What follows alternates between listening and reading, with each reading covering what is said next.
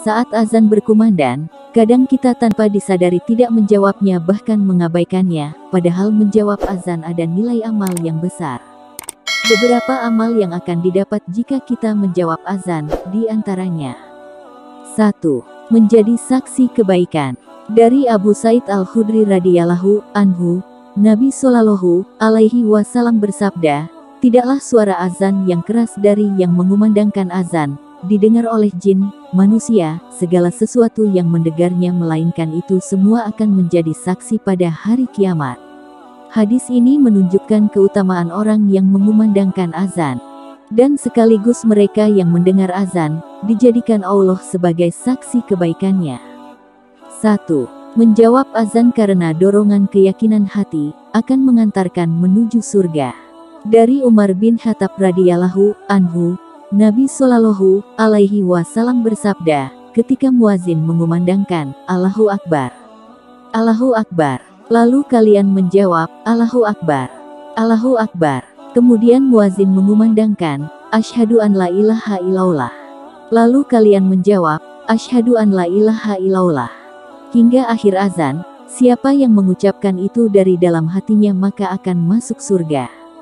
3. Dengan menjawab azan, Allah akan mengampuni dosa kita.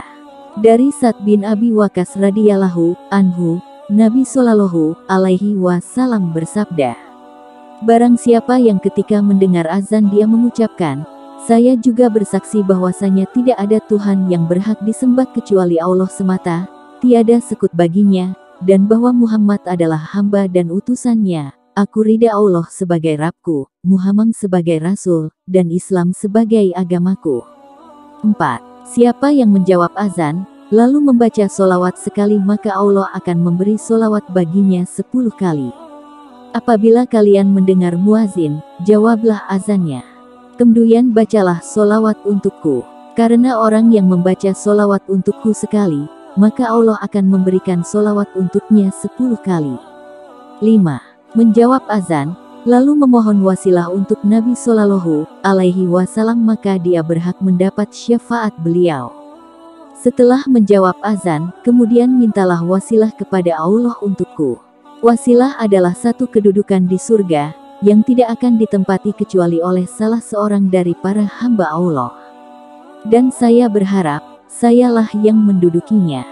Siapa yang memohon kepada Allah wasilah untukku maka halal baginya syafaatku. 6. Menjawab azan, lalu memohon agar Nabi Shallallahu alaihi wasallam mendapatkan makam Mahmud, kita berhak mendapat syafaat. Dari Jabir bin Abdillah radhiyallahu anhuma, Nabi Shallallahu alaihi wasallam bersabda, siapa mendengarkan azan, lalu dia membaca doa, ya Allah, saya memohon kepadamu dengan perantara hak doa yang sempurna ini serta salat yang ditegakkan ini, berilah wasilah derajat di surga dan keutamaan kepada Nabi Muhammad. Dan tunjuklah beliau sehingga bisa menempati makam terpuji yang telah engkau janjikan. Sungguh, janji pahala yang luar biasa, sangat disayangkan jika kita menyia-nyiakannya. Bersabarlah sesaat ketika ada azan dikumandangkan, dan jawab azan itu penuh keyakinan, lanjutkan dengan berdoa kepada Allah, semoga Allah menggolongkan kita sebagai ahli surga, amin.